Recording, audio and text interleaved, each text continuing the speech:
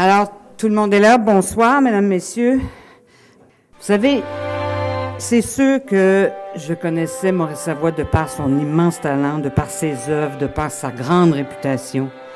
Mais j'avoue humblement qu'aujourd'hui, je découvre plein de choses. Mais ce qui m'a vraiment interpellée, c'est tout l'aspect conte, fable, histoire, récit allégorique. En fait, quelle émotion quand j'ai vu la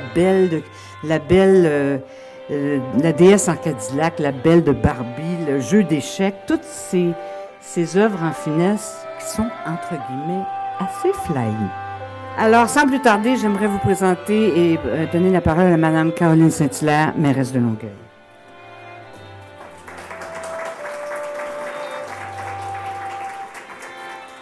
Merci beaucoup, Mme David. Alors, à mon tour, je vais faire les salutations. Mme Savoie, Olivier Savoie, Mme Poirier, Mme Guérette, M. Jobidon. Je salue aussi les membres du conseil, Mme Lachance, Mme Brisson, M. Lantel. Je ne pense pas avoir oublié personne. Si oui, pardonnez-moi. Très chers amis artistes, très chers amis de M. Savoie. Effectivement, Mme David le disait, je pense qu'on n'a jamais vu la Maison de la Culture aussi bondée. C'est un immense plaisir. Je parlais tout à l'heure avec Mme Savoie qui me confiait, je ne sais pas si j'ai le droit de le dire, sinon, déjà, vous me chicanerez. Elle me disait qu'effectivement, M. Savoie était flyé et que c'était elle qui avait les deux pieds sur terre.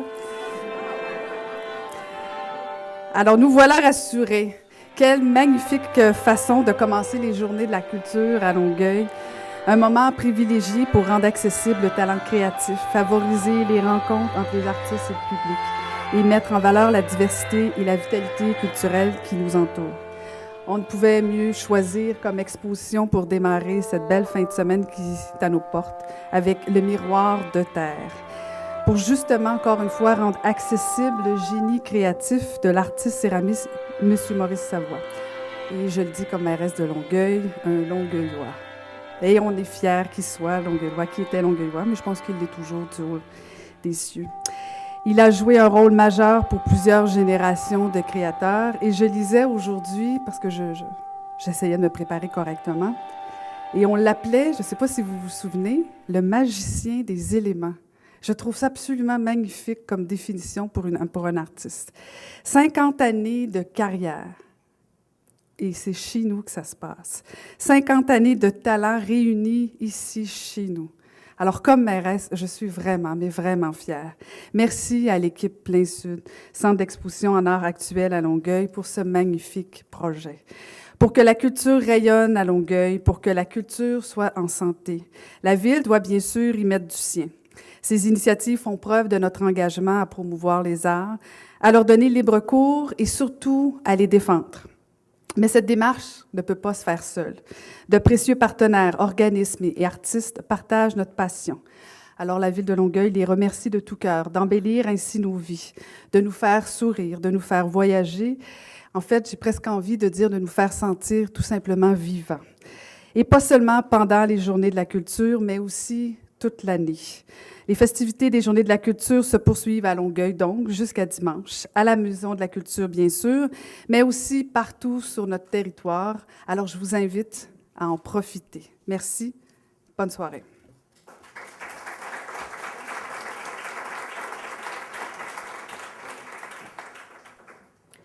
Merci beaucoup, Mme Saint-Hilaire. Vous savez, ça se prépare de longue date. Alors, on a commencé à parler de cette exposition-là il y a longtemps, il y a à peu près 1 an et demi. Mais vous savez que tout le monde fait tout dans la vie. Des jobs connexes, il y en a partout. Et quelle ne fut pas ma surprise à 7 heures ce matin, pas à 8 heures, pas à 9 heures, à 7h05 ce matin, de voir Hélène Poirier transporter des choses dans son camion, de se préparer pour ce soir. Alors, j'ai trouvé ça, c'est une femme extraordinaire. Oui, c'est vrai, 7 heures ce matin. Alors, j'ai dit, c'est Hélène, c'est la grande Hélène. Alors, oui, ça fait partie de toute tâche connexe de remplir des caisses puis de mettre ça dans son camion. Et en même temps, d'être la directrice artistique, une femme qu'on aime beaucoup, qu'on admire beaucoup. Alors, sans plus tarder, j'aimerais vous présenter Mme Hélène Poirier.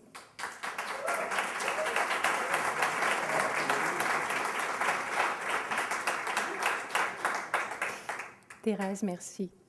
La barre est haute, là. Madame la mairesse, distingués invités, bonsoir et merci de votre présence. Sincèrement, ça fait vraiment chaud au cœur de vous voir ici, surtout sachant que vous êtes tous des amis et admirateurs de Maurice. Ça me touche beaucoup. Nous attendions ce moment avec impatience. En fait, tout est né ici comme projet, étonnamment, en bas, lors d'un lancement d'un livre de Anne Ashton que Plein Sud avait produit et qu'on avait lancé ici. Maurice était là, il est venu me voir, il me met la main sur l'épaule, puis il me dit « Hélène, j'en veux un comme ça. » Je me suis sentie investie d'une mission et quand Gilles Jobidon est venu me proposer à Plein Sud son projet d'édition, qui permettait de créer des liens entre la littérature et les arts visuels, tout de suite, j'ai été emballée. Parce que, oui, on est dans notre milieu de l'art visuel, de l'art actuel, mais quand on peut faire des liens avec d'autres disciplines, c'est vraiment intéressant. Et Maurice en faisait beaucoup. Moi, je trouve que c'est un artiste multidisciplinaire à sa façon. Il était très inspiré par la littérature. Et Gilles Jobidon, l'auteur, également, était beaucoup inspiré par les arts visuels. Donc, nous avons commencé à travailler ce projet-là avec Maurice il y a maintenant 2 ans. Et il est parti avec la confiance que nous allions mener à terme les 2 projets, le projet de l'exposition, qui est né après le projet de livre, et le projet de livre. Je ne vous cache pas que ce fut une aventure de réunir sous un même toit plus d'une 50aine de pièces de multiples provenances. À ce propos, je tiens à remercier l'Auto-Québec, le Musée national des beaux-arts du Québec, le Musée des maîtres et artisans du Québec, le Musée de Sherbrooke, la ville de Pointe-Claire et Joyce Miller, sa directrice qui est ici, et ainsi que les collectionneurs privés qui ont accepté de prêter leurs œuvres pour cette exposition. Je peux vous dire que ce ne fut pas facile parce que Maurice étant plus parmi nous, les œuvres ont une valeur accrue et n'étant plus là pour les réparer ou pour en faire d'autres, les gens se sont attachés encore plus à leurs œuvres. Donc, il a fallu leur en détacher et leur en départir pendant 3 mois. Merci beaucoup. Je pense que c'est plus difficile pour les collectionneurs privés que pour les institutions. Sans la précieuse collaboration, le professionnalisme et j'ajouterais même le dévouement de l'équipe du Bureau de la culture, cette exposition n'aurait pas pu avoir lieu. Surtout pas dans notre salle, Madame la mairesse. Je peux vous dire que cette équipe est d'une efficacité hors pair et que j'ai eu vraiment un immense plaisir à travailler avec eux. J'ai passé la semaine ici avec eux et puis vraiment impressionnée. Je demande juste à les ramener chez nous après. Mais la personne... Excusez-moi. Également, je remercie chaleureusement Robert Leroux d'avoir accepté ma proposition, je dirais audacieuse, d'agir à titre de commissaire, puisque ce n'était pas son premier métier. Peut-être que ça le deviendra. Sa connaissance de l'œuvre de Maurice Savoie, ainsi que l'amitié qu'il lui portait, ont été essentielles à la production de cette exposition. Je le remercie de son travail, de ses efforts, de sa patience et surtout de la confiance qu'il m'a témoignée. Mais la personne la plus indispensable à la réalisation de ce projet fut sans nul doute Suzanne Savoie. Sans sa générosité, sa disponibilité, sa gentillesse, rien de tout cela n'aurait été possible. Je remercie également Olivier Savoie, son fils, qui a fait une bonne part de chemin aussi dans ça. C'est donc avec fierté que ce soir, on ouvre cette exposition rétrospective et qu'on lance le livre Maurice Savoie, Une vie de porcelaine, qui est disponible en bas à un prix de lancement de 35 $. Je tiens à exprimer ma reconnaissance à l'auteur Claude Beausoleil, qui a rédigé la préface, à René Bonenfant, des Heures Bleues, qui s'est joint au projet, et bien évidemment à Gilles Jobidon, d'être venu frapper à notre porte. Aussi, je tiens à remercier Mario Payette, si vous me le permettez, qui est représentant de Datamark System, l'imprimeur qui a imprimé le livre. Sa complicité et sa compréhension de l'importance de ce livre furent essentielles à sa production. En terminant, permettez-moi aussi de remercier ma petite équipe à Plein Sud, Richard Théroux, mon bras droit qui assure le chiffre de nuit à Plein Sud, et Marie-Claude Place, qui tient le fort toujours quand la directrice s'absente. Je vous souhaite une excellente soirée et je cède la parole au commissaire Robert Leroux. Merci.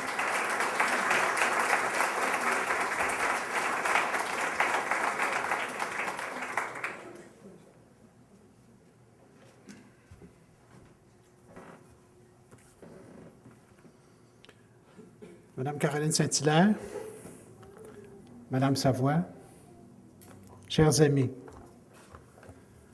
c'est impressionnant de voir tout ce monde-là. Pour plusieurs qui me connaissent, probablement vous ne savez pas que dans une autre vie, j'avais des cheveux et plus longs et j'ai voulu devenir céramiste. Donc, j'ai été très jeune, en fait. J'ai été étudiant à l'Institut des arts appliqués où j'ai croisé Maurice Savoie. En fait, il enseignait aux plus âgés, au niveau supérieur. Donc, je le voyais, mais je ne lui ai jamais parlé. Je l'ai vraiment rencontré à la librairie quand il faisait ses courses. Puis il allait probablement à l'épicerie, mais il passait surtout à la librairie.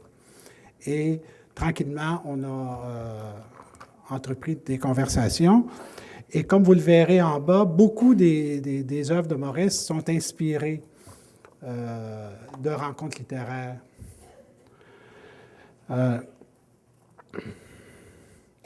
Et vous constaterez aussi, en lisant le livre de Gilles Jobidon, qu'il y a eu une complicité très grande et une amitié entre Gilles et Maurice. Et juste une ligne qui peut nous montrer un peu ça. Donc, cher Maurice, il est difficile d'écrire sur toi sans avoir l'impression d'être un éléphant dans une boutique de porcelaine.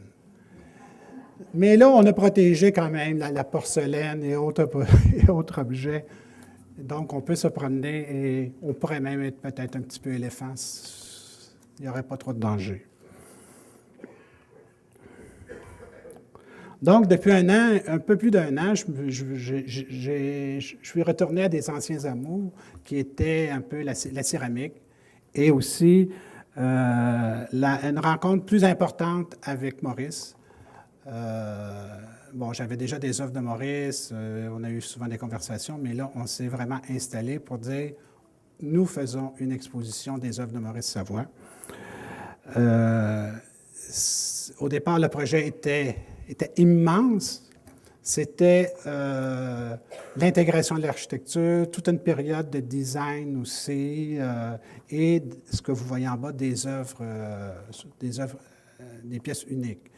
On a à peu près on n'a que gardé les pièces uniques. Le reste, pour l'intégration de l'architecture, il y a déjà eu une exposition et on attend qu'un jour, un grand musée fasse le travail, complète le travail qu'on a fait. Je dois aussi remercier Suzanne qui est la mémoire et une immense mémoire de Maurice et de l'œuvre de Maurice. Elle est aussi, on le sait, dans sa vie, elle a été sa muse et elle l'a accompagné durant toute sa carrière. On dit 50 ans, mais c'est 50 ans à Longueuil, mais la carrière de Maurice, c'est 60 ans quand même. Il a commencé un peu avant. Mais tout ce que vous voyez en bas, c'est une période très longueuilloise. Tout a été fait ici à Longueuil, sur la rue Île-de-France. De plus, je tiens à remercier Hélène pour m'avoir fait confiance en m'invitant à être commissaire de l'exposition.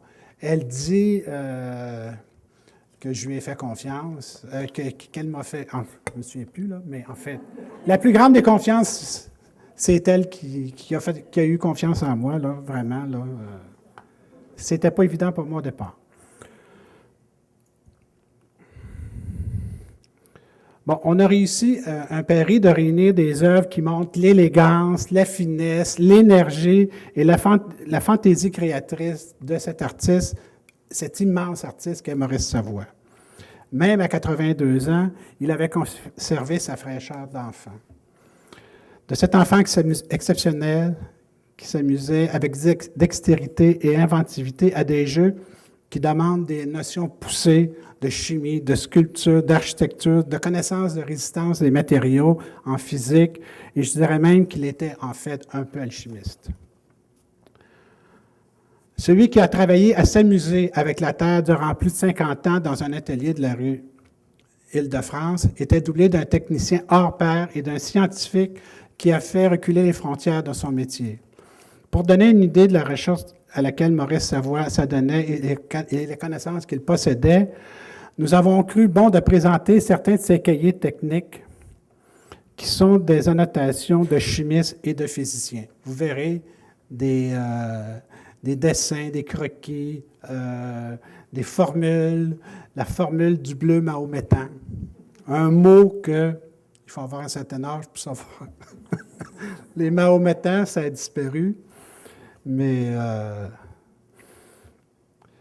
il ne faut pas oublier qu'au moment où il a commencé sa carrière, les gens, ils faisaient toutes leurs couleurs tout seuls. Il n'y avait pas rien de préparé.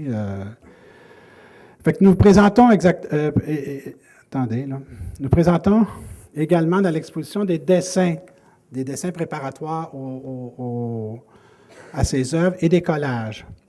Donc, dans un univers fantastique, des bêtes imaginaires, des Nautilus, des poupées Barbie, des faux naïfs, un univers organique, mythologique, alchimique, symboles ésotériques de l'alphabet, des véhicules, tels sont les principaux thèmes de Maurice Savoie. Merci Maurice de t'être amusé avec tout ça. Et pour finir, sur une note littéraire, puisque l'œuvre de Maurice en est pleine, je voudrais terminer avec cette phrase de Baudelaire qu'on dirait écrite tout spécialement pour Maurice Savoie et sa splendide réalisation. « Tu m'as donné ta boue, j'en ai fait de l'or. » Merci.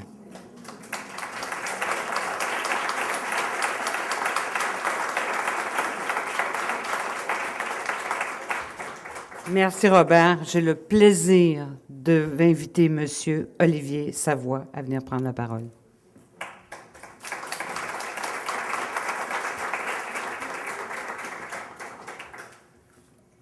Oh, c'est vrai que c'est impressionnant de voir tout ce monde-là.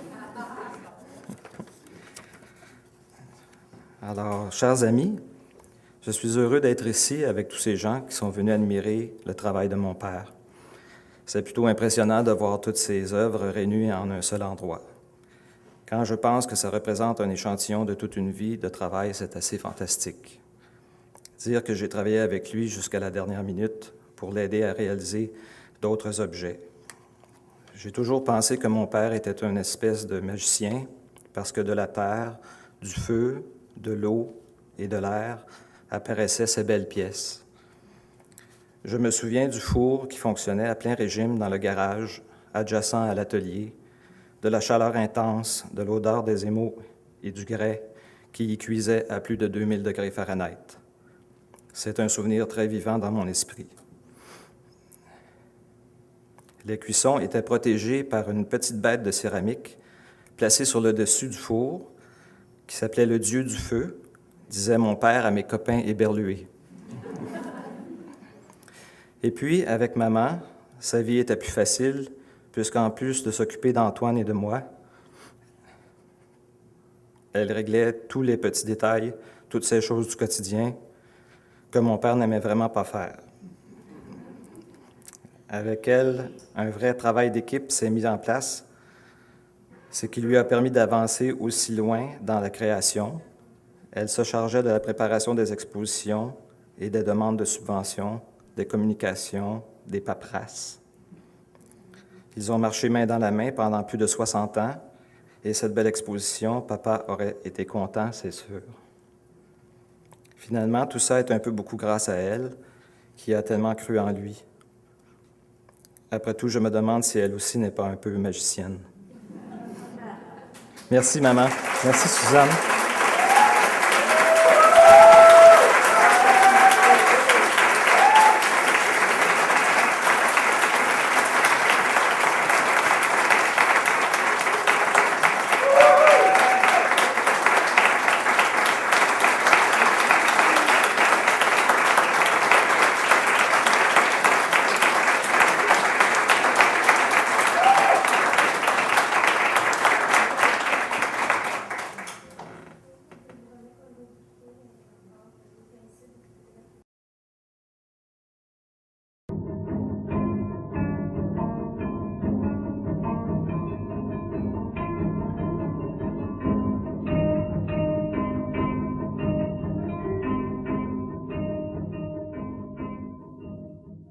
L'école de céramique a été commencée à l'école des Beaux-Arts à l'époque.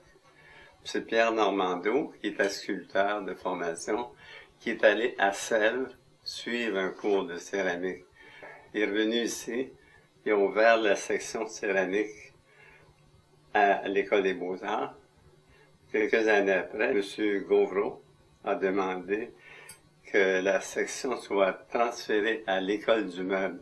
C'est comme ça que la céramique a été transférée à l'Institut des arts appliqués. M. Normando qui a suivi le transfert de la section céramique qui était aux Beaux-Arts à l'école du meuble. Ça a été mon premier professeur de céramique. Souvent, je vais commencer un objet, une sculpture comme ça, une pièce, je vais faire un autre objet, de la même façon, même technique, puis je vais le mettre de côté, puis je vais en prendre un autre. Alors donc, pour parfaire mes connaissances, M. Gauvreau et M. Normando se sont arrangés pour que j'obtienne un diplôme pour me permettre d'aller en Europe. Donc, en Europe, ça voulait dire aller à Faenza, parce que c'est les origines, les sources de la connaissance sur ce céramique. Les traditions sont là. Ce qui a été fait. Entre-temps, moi, j'avais ouvert un atelier à Sherbrooke. J'ai connu ma compagne actuelle, Suzanne, qui était une de mes élèves. Et puis, après 1 an et demi, 2 ans, comme j'allais partir pour l'Europe, grâce aux bourses obtenues, j'ai dû fermer l'atelier. Ça a été une grande aventure parce que c'était la découverte de l'Europe, la découverte de l'Italie, puis d'une autre civilisation, manière d'être, façon de manger, l'apprentissage de la langue. Ça a beaucoup d'importance parce que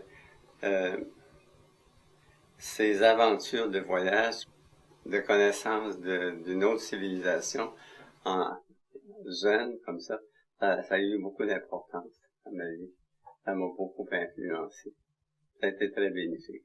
Et aimer l'Italie, parce que l'Italie, c'est incomparable. C'est mon pays d'origine, c'est l'Italie, j'ai comme l'impression. C'est mon pays d'adoption. Quand je retourne en Italie, c'est un grand, grand plaisir. Donc, au retour, quand j'ai fait mon séjour à Faenza, j'ai eu une autre bourse pour permettre à un étudiant de continuer son séjour en Europe, en France cette fois-ci. Donc, j'étais boursier de la France. C'était déjà un grand honneur. Je suis monté à Paris, en Vespa. Ça a été une aventure absolument extraordinaire, anyway. Parce que j'avais fait ma route pour voir autant de villes possibles jusqu'à Paris. Puis il faut pas oublier qu'à cette époque-là, la culture française pour nous avait une extrême importance. C'est nos sources, sources littéraires, cinéma.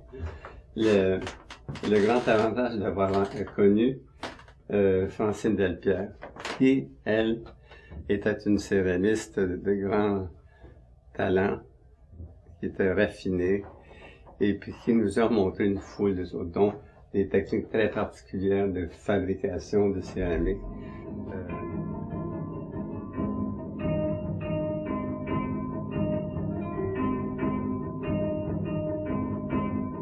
Il faut pas oublier non plus que Suzanne et moi, on s'est mariés à Paris.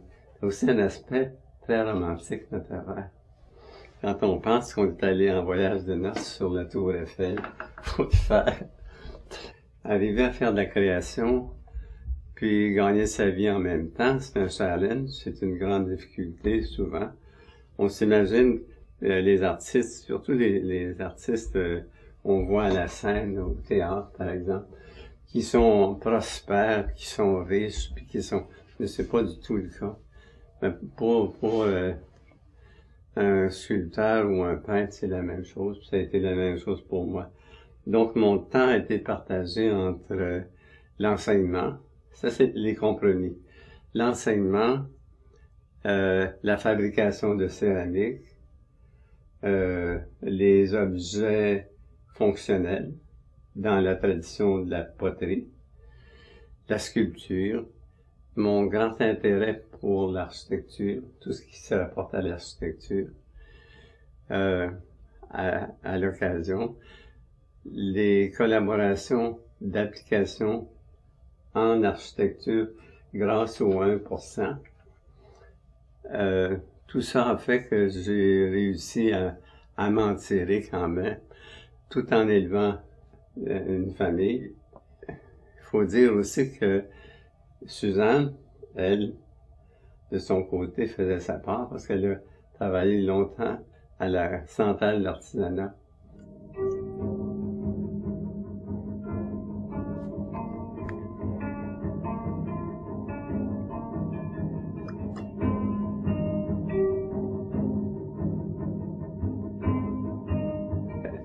Quand elle cours de céramique à l'Institut des arts appliqués, il y avait Louis Archambault. Sa présence, puis ce qu'il faisait, il faisait de la sculpture, ça a eu une influence sur ma vision des choses, juste parce qu'il était là. Pourquoi on a séparé l'enseignement des métiers de l'enseignement des arts? Pourquoi est-ce qu'on a mis les artistes dans les universités, puis les artisans dans les collèges? Les artisans et les artistes ont les mêmes besoins. Ils devraient être à la même place. Parce que les métiers d'art, il faut respecter les traditions, il faut les reconnaître, il faut les conserver, mais il faut après les transcender et aller plus loin. Pour la céramique, en tout cas, c'est un métier qui est extrêmement complexe. Il faut savoir beaucoup de choses techniquement pour faire ce genre de choses-là. Remarquez qu'avec la céramique, un petit bout d'argile, on peut faire des merveilles aussi. Absolument. L'histoire nous le montre bien. J'ai dans mes collections très modestes des petites statuettes précolombiennes d'une finesse, d'une beauté. On peut faire toutes sortes de choses. La matière est molle. Elle est docile, mais elle a une fragilité naturelle. Elle est molle. Tandis que quand on travaille le bois ou la pierre, ben, c'est pas la même plasticité, c'est une autre matière. Il y a eu un boom économique au Québec, il y a eu beaucoup de construction. Ça m'a permis de réaliser des choses que j'aurais probablement pas réalisées autrement, grâce à nos relations personnelles. J'ai eu l'Expo 67, entre autres. Il y a eu la construction de Radio-Canada. La première application d'une murale à Radio-Canada, c'est moi qui l'ai faite pendant la construction. Il y a 2 grandes frises dans cet édifice-là. Le pavillon du Québec pour Expo 67, ça a été la même chose. Ce qui fait que ça m'a permis de faire des expériences d'application dans ces architectures-là. Puis de toute façon, l'architecture, ça a toujours été une grande attirance parce que c'est la base des arts.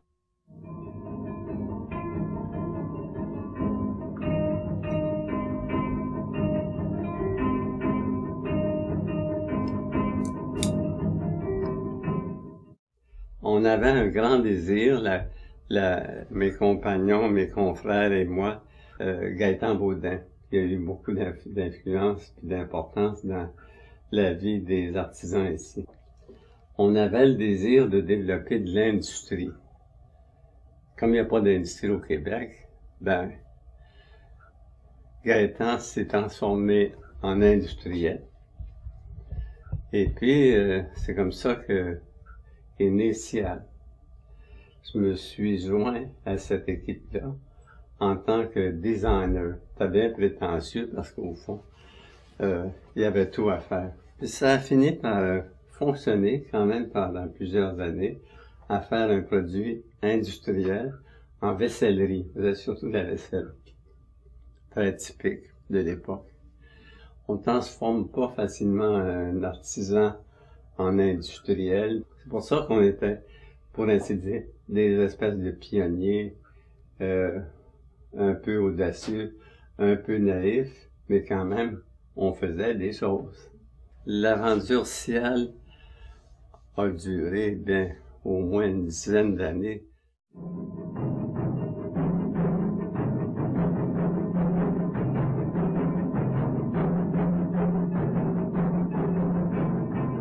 Les techniques de fabrication, si on parle des traditions anciennes de poterie, puis si on pense à une machine qu'on appelle un tour, c'est une machine qui est très ancienne.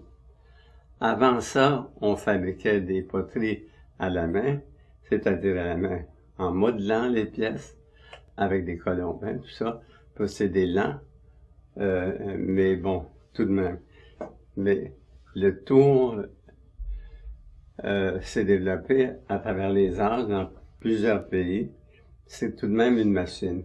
Entre-temps, il y a eu le développement de l'industrie, la grande industrie, avec des machines complexes, puis l'extrusion, entre autres, le profilage.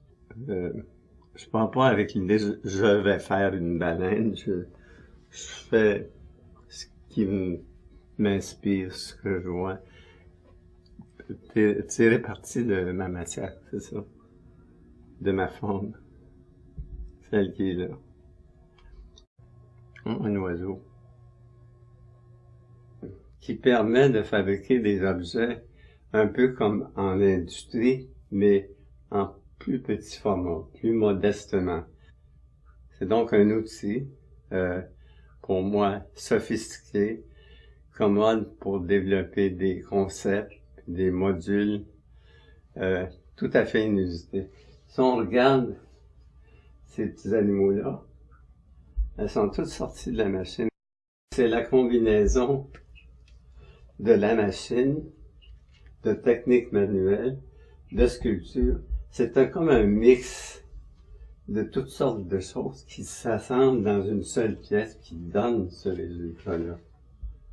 C'est une aventure plastique, technique en même temps.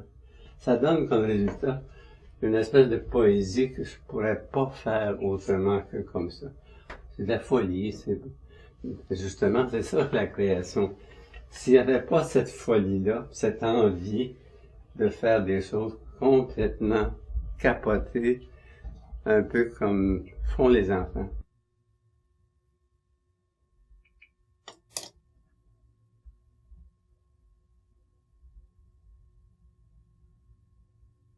Puis bon, ce qui fait que des fois, je vais insérer dans la matière molle